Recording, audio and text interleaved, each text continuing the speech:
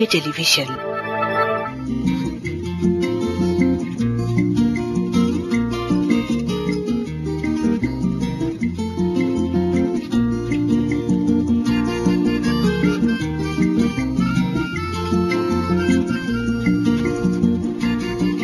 শুভ দুপুর প্রিয় দর্শক, একুশে টেলিভিশনের প্রতিদিনের নিয়মিত সরাসরি সম্প্রচারিত অনুষ্ঠান একুশে দুপুরে সবাইকে শুভেচ্ছা আপনাদেরকেও যারা দেশের বাইরে বসে একুশে দুপুর দেখছেন।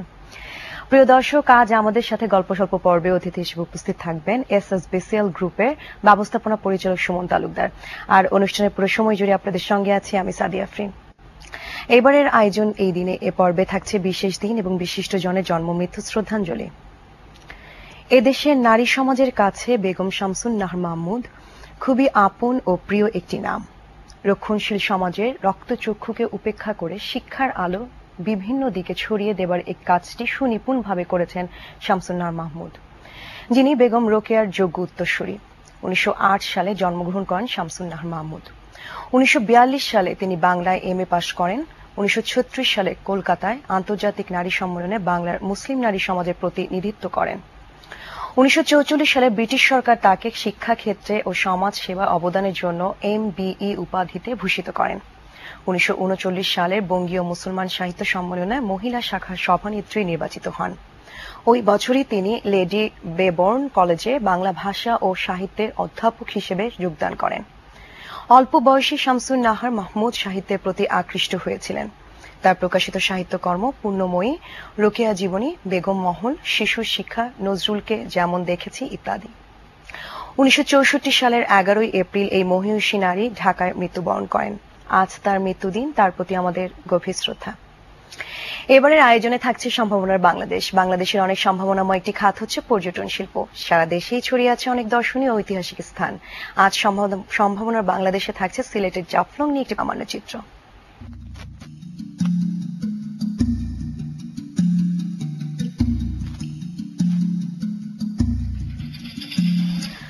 সিলেট শহর থেকে 60 কিলোমিটার দূরে গোয়াইনঘাট উপজেলায় জাফলং এর অবস্থান।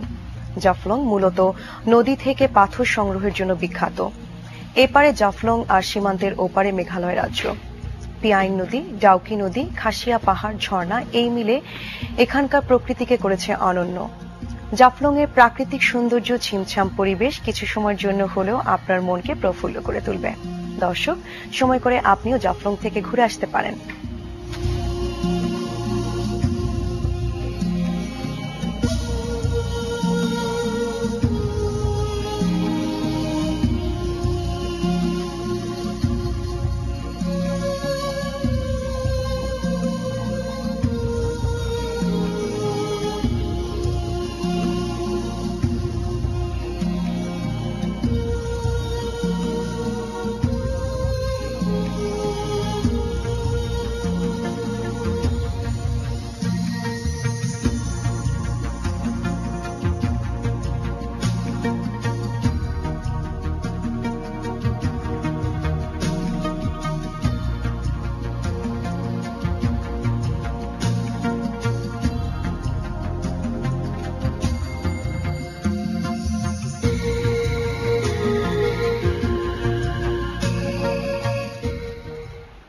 নিসর্গী প্রেমী দেশি বিদেশি পর্যটক ও দর্শনার্থীদের সামনে জাফলংকে যথাযথভাবে তুলে ধরতে পারলে এখান থেকে দেশ অর্জন করতে পারবে প্রচুর বৈদেশিক মুদ্রা এবং বিকশিত হবে আমাদের পর্যটন শিল্প। এইবার আমন্ত্রিত অতিথির সাথে গল্প স্বল্প। এই মুহূর্তে আমাদের স্টুডিওতে উপস্থিত আছেন এসএসবিসিএল গ্রুপের ব্যবস্থাপনা পরিচালক সুমন তালুকদার। আসুন কথা বলি আজকে অতিথির সাথে। স্বাগত একুশের দুপুরে। কেমন আছেন সুমন ভাই? ভালো আছি, আপনাকে ধন্যবাদ এবং যারা একুশের দর্শকদের ধন্যবাদ। আপনাকে অনেক ধন্যবাদ। আমরা একটু আগে কিন্তু পর্যটন নিয়ে আমরা কথা বলছিলাম, আমরা জাফলংকে হাইলাইট করছিলাম আমাদের টিভি চ্যানেলের মাধ্যমে। একটু জানতে চাইছি যে আপনি তো দীর্ঘদিন যাবত পর্যটন শিল্পের সাথে জড়িত আছেন, পর্যটন শিল্পকে এগিয়ে নিয়ে যাওয়ার ক্ষেত্রে আপনাদেরও অবদান আছে। তো একটু জানতে চাইছি বাংলাদেশে এই মুহূর্তে সামগ্রিক অবস্থা কিরকম পর্যটন শিল্পে? বেসিক্যালি আমাদের পর্যটন অবস্থা আসলেই বরাবরই ভালো ছিল, কারণ আমাদের এত ন্যাচারাল মানে কিছু কিছু জায়গা রয়ে গেছে যেখানে সারা দুনিয়া থেকে কিন্তু মানুষজন এখানে দেখতে আসেন। কিন্তু ইদানিং যে আপনি জানেন যে পলিটিক্যাল ক্রাইসিস আমাদের দেশে চলছে, এটার জন্য কিন্তু পর্যটন শিল্প বিকাশ কিন্তু বাধাগ্রস্ত হচ্ছে। আচ্ছা, যেমন দেখেন আমাদের যে কয়েকদিন আগেই আমাদের একটা পরিসংখ্যান ছিল যে যদি একদিন হরতাল হয় সেক্ষেত্রে শুধু পর্যটন শিল্পেই মানে ক্ষতির পরিমাণ 50 কোটি টাকা। আর বিশাল ক্ষতি এবং বিভিন্ন সময় কিন্তু দেখবেন যে হানাহানি মারামারি বা হরতাল হচ্ছে, আমরা একজন আরেকজনের সাথে যেভাবে আচরণ করি, কথা বলি, বা রাস্তায় যে ভায়োলেন্স হয়, যে ভাঙচুর হয়, এটা আসলে ওয়াল মিডিয়াতে চলে যায়। আসলে এই কারণে কিন্তু পর্যটন শিল্প বিকাশে কিন্তু বাধাগ্রস্ত হচ্ছে। আমরা জানি যে আমাদের চমৎকার দেশ, নৈসর্গিক পরিবেশ এবং এত সুন্দর সুন্দর জায়গা আছে যেটা বিদেশে দেখতে চায়, বাট সেটা কিন্তু আমরা ওইভাবে তাদেরকে কিন্তু আমরা ইনভাইট করতে পারছি না, বা ইনভাইট করলো তারা কিন্তু সঠিকভাবে বাংলাদেশে এসে তাদেরকে সেই নিরাপত্তাটুকু আমরা কিন্তু দিতে পারছি না, নিরাপত্তা আমরা দিতে পারছি না। আচ্ছা, একটু জানতে চাইছি যে আজ সম্ভাবনার দিক থেকে পর্যটন শিল্পকে, মানে আমাদের দেশে পর্যটন শিল্প আসলে আপনার কি মনে হয় কতটুকু সম্ভাবনা আছে এই খাতে? বিশাল সেক্টর, বিশাল বড় সম্ভাবনা, এবং আমাদের যে ন্যাশনাল ইকোনমি ডেভেলপমেন্টে বিশাল ভূমিকা রাখতে পারে। আপনি শুধু আশেপাশে কিছু দেশ দেখবেন, সিঙ্গাপুর দেখবেন, থাইল্যান্ড দেখবেন, ইন্ডিয়া, ইভেন নেপালে আপনি কিছুদিন আগে দেখবেন কিন্তু মাওবাদী যে সংগঠনটি ছিল তাদের কিন্তু প্রচুর ডিস্টারবেন্স ছিল, যে এক গ্রুপ আর এক গ্রুপের সাথে মারামারি হানাহানি লেগেই থাকতো। কিন্তু তাদের একটা মটো ছিল যে পর্যটন শিল্পে যারা জড়িত বা ট্যুরিজম সেক্টরে যারা কাজ করে বা বিদেশি পর্যটক যদি সেখানে বেড়াতে আসেন, সেক্ষেত্রে কিন্তু তারা তাদেরকে কোনোভাবেই হরতাল, অবরোধ, ভাঙচুরের আওতামুক্ত রাখতেন। মানে তারা কোনোভাবেই যে বিদেশি পর্যটকদের আঘাত করতেন না, এবং তারা যাতে নিবৃতভাবে যে নৈসর্গিক পরিবেশ দেখতে পারে সেই সুযোগ করে দিতেন, মানে সব পার্টির লোকজনই।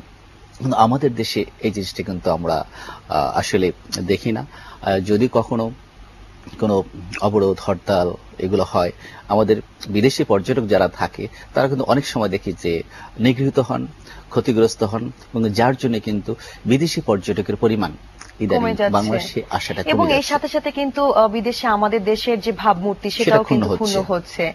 আচ্ছা সুমন ভাই, এখন আমার কাছে মানে আপনার কাছে আমার যে জানার ইচ্ছে আছে যে এই যে আপনি সম্ভাবনার কথা বলছিলেন, এই সম্ভাবনাটাকে মানে তুলে ধরার ক্ষেত্রে পর্যটন কর্পোরেশন বা বেসরকারি ভাবে যারা আপনারা কাজ করছেন তাদের আসলে সমন্বিত উদ্যোগ কতটা আসলে জরুরি আপনি মনে করেন? আসলে সমন্বিত উদ্যোগ যেমন জরুরি, আমরা কিন্তু অনেকবারই এটা নিয়ে আমরা সভা করেছি, একজন আরেকজনের সাথে ইন্টারেকশন করেছি যে কিভাবে এখান থেকে উত্তরানো যায়। কিছুদিন আগে বাংলাদেশ ট্যুরিজম বোর্ড, বেসিক্যালি যারা ট্যুরিজম সেক্টরে বিকাশের ক্ষেত্রে কাজ করে যাচ্ছেন, গভর্নমেন্টের একটা অর্গানাইজেশন, তারা একটা অনুধাবন করেন এবং বহির্বিশ্বে কিভাবে আমাদেরকে এক্সপ্লোর করা যায় তারা কিন্তু কাজ করে যাচ্ছেন। কিন্তু যে সমস্যাটা আমরা এখানে অনুধাবন করি যে এই যে অস্থিরতা আমরা যতই অনুধাবন করি, আমরা যতই বহির্বিশ্বে প্রচার করি যে আমাদের অনেক সুযোগ সুবিধা রয়ে গেছে, এখানে ন্যাচারাল রিসোর্স প্রচুর যেটা মানুষ দেখতে চায়, কিন্তু বেসিক্যালি যখন এই হানাহানি মারামারি দেখবে তখন কিন্তু আর আসবেন না। আমরা যারা যে কোনো কারণে যারা কেউ হরতাল দেন, কেউ হরতাল প্রতিহত করেন, কেউ হয়তো বলে যে আমাদের ফান্ডামেন্টাল রাইট আছে, কেউ কিন্তু বলে যে না আমার ফান্ডামেন্টাল রাইট আছে ওটা না মানার। কিন্তু এই দুইটা গ্রুপকে বুঝতে হবে পর্যটন শিল্প বিকাশের জন্য যারা বিদেশি পর্যটক বিদেশে আসবে তাদের এই হানাহানি মারামারি হরতাল অবরোধ এর আওতামুক্ত রাখতে হবে। আচ্ছা, আরেকটা ব্যাপার, অবশ্যই আমাদের আরো ব্যাপকভাবে আমাদের যে রিসোর্সগুলি আছে ব্যাপকভাবে বহির্বিশ্বে প্রচার করতে হবে। এবং একটা ভালো খবর আমি দিচ্ছি, যেটা কিছুদিন আগেই আমাদের কিছু অ্যাসোসিয়েশন পক্ষ থেকে আমরা বাংলাদেশ ট্যুরিজম বোর্ড তাদের সাথে একটা মিটিং হয়, তারা বিবিসি সিএনএন-এ বাংলাদেশে প্রচার করার জন্য বিজ্ঞাপন প্রচার করবে, যেটা আমরা দেখে আসছি ট্যুরলি এশিয়া, মালয়েশিয়ার বিজ্ঞাপন। এরকম একটা উদ্যোগ যাচ্ছে আমাদের যে পর্যটনের পক্ষ থেকে, যেটা একটা ভালো উদ্যোগ, যেটি খুবই ভালো একটি উদ্যোগ। এই যে আপনি বলছিলেন যে এই যে বহির্বিশ্বে হচ্ছে এই সম্ভাবনাকে আরো তুলে ধরার ক্ষেত্রে বা বহির্বিশ্বে আমাদের এখানে যে এত ন্যাচারাল এত বিশ্ব জিনিসগুলো আছে সেগুলো আসলে উপস্থাপন করার ক্ষেত্রে এই ক্ষেত্রে দূতাবাস আসলে কতটুকু আপনাদেরকে সাহায্য করছে বা ভূমিকা রাখছে, কতটুকু কাজ করছে? আসলে দূতাবাসগুলি তারা তাদের মতো করে কিন্তু চেষ্টা করে সাহায্য করার জন্য, কিন্তু আসলে পর্যটন শিল্প বিকাশের জন্য শুধু তাদের মতো করে করলে হবে না, যুগ উপযোগী কি চায় ওদের, যে দেশে আমাদের দূতাবাস ওই দেশের জনগণ কি চায় এবং সেই অনুযায়ী কিন্তু আমাদের তাদের সাথে কথা বলতে হবে, তাদের মাধ্যমে আমাদের কানেক্টিভিটি বাড়াতে হবে, আমাদের সম্প্রচার বাড়াতে হবে, আমাদের যে স্পটগুলি আছে চমৎকার চমৎকার যে স্পট সেগুলো তাদের তুলে ধরতে হবে এবং আমরা ওখানে কিন্তু অনেক রকম কিন্তু কানেক্টিভিটি বাড়ানোর ওয়ে আছে। আমরা ছোট ছোট সেমিনার করতে পারি, ছোট ছোট বাংলা পর্যটন নিয়ে সেমিনার করতে পারি। যেহেতু আপনি কথা বলছিলেন, এই ক্ষেত্রে আমি একটু জানতে চাইছি যে আপনি তো স্টুডেন্টদেরকেও মাইগ্রেশনের ব্যাপারেও আপনি কিন্তু কাজ করে যাচ্ছেন শিক্ষা ক্ষেত্রে, তো এই ক্ষেত্রে আমাদের দেশ থেকে যারা উচ্চশিক্ষার জন্য বিদেশে স্টুডেন্টরা যাচ্ছে তারাও কিন্তু এক একজন কিন্তু বাংলাদেশে অ্যাম্বাসেডর হিসেবে কাজ করতে পারে। আপনি বলছেন সম্প্রচারের কথা, আপনি বলছেন তুলে ধরার কথা, যে বিভিন্ন যে স্পট গুলো আছে তারা আসলে আপনারা কিভাবে এই বিষয়গুলো তাদেরকে আসলে গাইড করে থাকেন? সাদিয়া, ধন্যবাদ আপনাকে, আপনি একটা অ্যাপ্রোপ্রিয়েট কোশ্চেন করার জন্য। কিন্তু আমি বলি, আপনি জানেন বোধহয় যে প্রত্যেকটা মাসেই আমাদের একটা ওরিয়েন্টেশন হয়, স্টুডেন্ট ওরিয়েন্টেশন হয় যারা বিদেশে পড়তে যায়, এবং তাদের কিন্তু এই জিনিসগুলো শেখানো হয় যে বাংলাদেশকে তারা কিভাবে বহির্বিশ্বে পজিটিভলি রিপ্রেজেন্ট করবে। তারা কিন্তু অ্যাম্বাসেডর যে আজকে এখান থেকে বিদেশে পড়তে যাচ্ছে, সে কিন্তু বাংলাদেশকে পজিটিভলি যদি রিপ্রেজেন্ট করে এবং ওখানে ইন্টারন্যাশনালি তখন কিন্তু কানেক্টিভিটি বাড়বে অ্যাজ এ পজিটিভ বাংলাদেশ। কিন্তু সে যদি কোনোভাবে নেগেটিভলি বাংলাদেশকে রিপ্রেজেন্ট করবে তবে কানেক্টিভিটি বাড়বে বা সেটা নেগেটিভলি বাড়বে। এই ক্ষেত্রে আমরা যেমন চেষ্টা করি, আমাদের গভর্নমেন্টের কিন্তু এই উদ্যোগটা নেওয়া উচিত।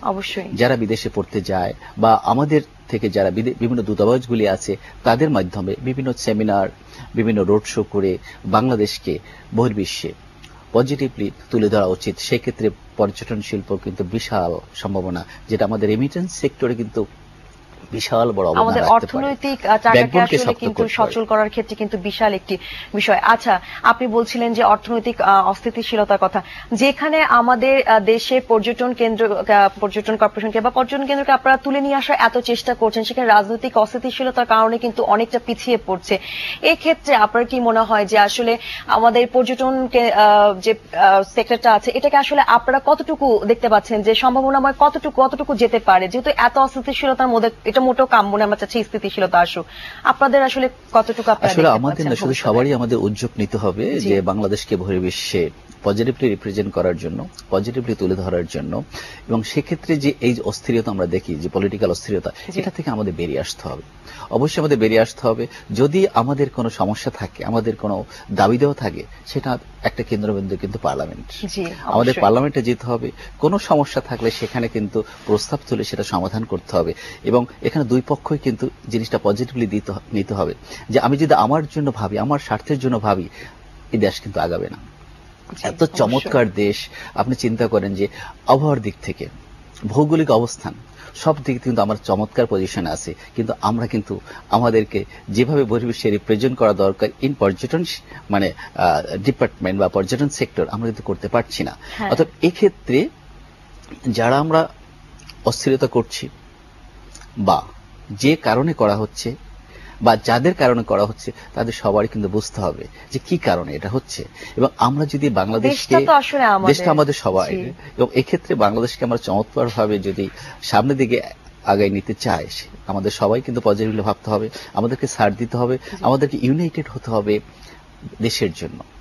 আমরা উদাহরণস্বরূপ যদি দেখতে চাই তাহলে কিন্তু আমাদের পার্শ্ববর্তী খুব কাছাকাছি দেশগুলো, যদি ভারত বলি, থাইল্যান্ড বলি, মালয়েশিয়া বলি, সিঙ্গাপুর বলি, সিঙ্গাপুরে কিন্তু মাত্র 2টি সিজন থাকে, পুরা বছর জুড়ে 2টা সিজন, উইন্টার আর সামার, আর কিন্তু ওদের কোনো সিজন নেই। সেক্ষেত্রে কিন্তু আমরা অনেক বেশি লাকি যে আমাদের কিন্তু প্রায় 6টা সিজন আছে, এক এক সিজনে এক এক ধরনের। তো এই যে যারা দর্শনার্থী আছেন, ভিজিটার আছেন, তাদের এই যে মানে আসে, তো এই ক্ষেত্রে আমি একটু জানতে চাইছি যে এই যে তাদের ট্যুরিজমের ক্ষেত্রে যে তাদেরকে আসলে মোটিভেট করা, যে আমাদের দেশে যারা আছেন মোটিভেট করা, তাদেরকে আসলে বোঝানো এই বিষয়গুলো আসলে কিভাবে আপনারা গাইড করছেন, কাজ করছেন? ধন্যবাদ সাদি। আসলে আমাদের একটা জিনিস বুঝতে হবে যে সবার উপরে দেশ আমাদের আসলে বলে চমৎকার, কিন্তু মানে 6 ঋতুর দেশ ওয়ার্ল্ডে কোথাও নাই। অবশ্যই যে ঋতু বৈচিত্র্য, এখানে কিন্তু 6 ঋতু 6 রকম বাংলাদেশ আমরা দেখি, যেটা কিন্তু বহির্বিশ্বের মানুষজন কিন্তু এই সুযোগটা পায় না।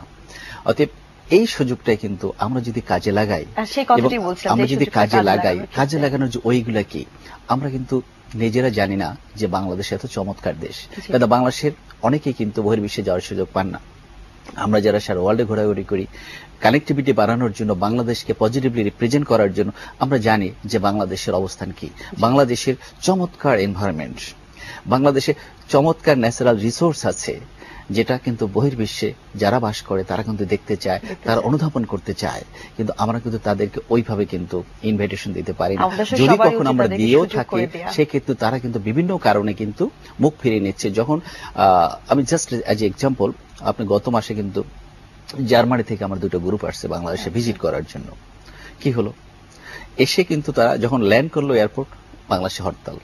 আমি তাদেরকে এসকর্ট করে নিয়ে আসলাম। 3 দিন হরতাল ছিল, 3 দিন সে হোটেলে বসে থাকলো এবং যখন হরতাল শেষ হলো আমরা তাকে এয়ারপোর্টে নামাই দিলাম। তার ভিতরে মানে কি রিয়াকশন হলো যে একটা দেশে আসলো দেশকে দেখার জন্য, দেশকে জানার জন্য, কিন্তু এসে কিন্তু সে এই পলিটিক্যাল অস্থিরতা পড়ে গেলেন। অর্থাৎ আমাদের এই ব্যাপারগুলোতে বেরিয়ে আসতে হবে এবং আমাদের গভর্নমেন্টকে অবশ্যই উদ্যোগ নিতে হবে যে যদি এদেশে কোনো পলিটিক্যাল ক্রাইসিস আসে, আমাদের পর্যটন শিল্পকে বা বিদেশ থেকে ট্যুরিস্ট যারা বাংলাদেশে বেড়াতে আসেন তাদেরকে এর আওতামুক্ত রাখতেই হবে যদি আমরা পর্যটন শিল্প বিকাশ চাই। আপনি আশেপাশে যে কান্ট্রিগুলো আমরা দেখে থাকি, আপনি ইন্ডিয়া বলেন, ইভেন নেপাল, শ্রীলঙ্কা, আপনি জানেন শ্রীলঙ্কা কিছুদিন আগে কিন্তু গৃহযুদ্ধ ছিল। আপনি যদি এখন শ্রীলঙ্কাতে যান, চমৎকার ডেভেলপমেন্ট, যে পর্যটন শিল্পে এত বিকাশ তারা করেছে আপনি দেখে অবাক হয়ে যাবেন কয়েক বছরের মধ্যে। অথবা ডেডিকেশন যদি থাকে, আমার যদি কমিটমেন্ট থাকে যে আমরা কিছু একটা করব, আমরা দেশকে ভালোবাসবো, অথবা সেক্ষেত্রে আমরা অবশ্যই করতে পারবো। এবং এখানে যে অর্থনৈতিক ব্যাকবোনকে চাঙ্গা করার যেটা চমৎকার কিন্তু সেক্টর, যে ফরেন রেমিটেন্স চমৎকার ভাবে বৃদ্ধি পেতে পারে, আমাদের কানেক্টিভিটি বাড়তে পারে। যদি বিদেশি পর্যটক এদেশে এসে তারা যদি দেশে গিয়ে বাংলাদেশে প্রচার করেন সেক্ষেত্রে কিন্তু আমাদের কানেক্টিভিটি বাড়তে পারে। কানেক্টিভিটি বাড়তে পারে, দ্যাট মিনস আমাদের দেশ অনেক লাভবান হবে, প্রচুর টুরিস্ট আসতে পারে। শুধু টুরিস্ট আসবে তা না, আমরা অন্য বিভিন্ন সেক্টর কিন্তু আমরা ডেভেলপ করতে পারি। আচ্ছা, এবার একটু ভিন্ন প্রসঙ্গে আসছি। আমরা জানি যে এসএসবিসিএল গ্রুপ থেকে আপনারা বিভিন্ন বিষয় নিয়ে কাজ করেন, ট্যুরিজম নিয়ে কাজ করেন, ই কমার্স এবং স্টুডেন্ট মাইগ্রেশনের কাজটি আপনারা করে থাকেন।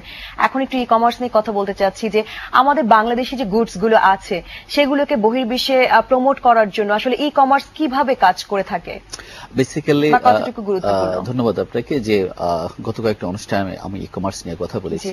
ই কমার্স ব্যাপকভাবে কিন্তু আমাদের যে যুবক যারা আছে, ইয়াং এন্টারপ্রেনার যারা আছে, তারা কিন্তু ই কমার্সে আসতে পারে। বিশাল বড় একটা সেক্টর এবং আমাদের যে ইয়াংদের কিন্তু বিজি রাখা যায় এবং তারা কিন্তু অনেক পয়সা আর্নও করতে পারে। আমি কিন্তু আরেকটা জিনিস আমি মনে করি যে এদেশে এত হানাহানি কেন? হয়তো অনেক মানুষ বেকার, তারা হানাহানি করার সুযোগ পায়।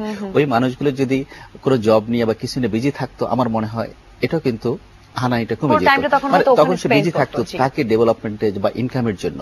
তো এখানে যে ই কমার্স, আপনি কিন্তু বিশাল বড় ইনভেস্টমেন্টও লাগে না, কিন্তু আপনি একটা কম্পিউটার থাকলেই হচ্ছে, আপনি ইন্টারনেট কানেক্টিভিটি থাকলে কিন্তু, আর যদি আপনি নেটওয়ার্ক মেনটেন করেন ইজিলি কিন্তু আপনি ই বিজনেস করতে পারেন।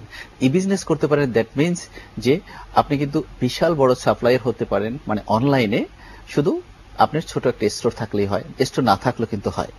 দ্যাট মিনস বিশাল যে ইয়ত বা জনগোষ্ঠীকে আমরা কিন্তু ই কমার্সে অবশ্যই এনগেজ করতে পারি। আরেকবার খেয়াল করবেন যে আমাদের যে পোশাক শিল্প সারা বহির্বিশ্বে কিন্তু বিশাল ডিমান্ড, কিন্তু এখন দেখা যায় যে ই কমার্স মানুষ কিন্তু প্রচুর ই কমার্সে ঝুঁকেছে।